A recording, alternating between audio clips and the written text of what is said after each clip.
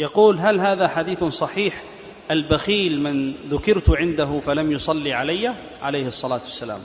نعم، حديث صحيح.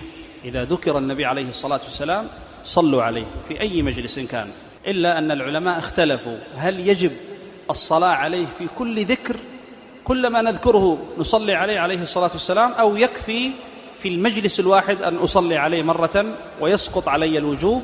نعم، هذا هو الصحيح، لو صليت عليه مرة يكفي. لهذا قال عليه الصلاة والسلام: ما جلس قوم مجلسا لم يذكروا اسم الله ولا صلوا على نبيه، يعني ولو مرة، إلا كان هذا المجلس عليهم تره، يعني حسرة يوم القيامة. وفي رواية: إن شاء الله عذبهم وإن شاء غفر لهم.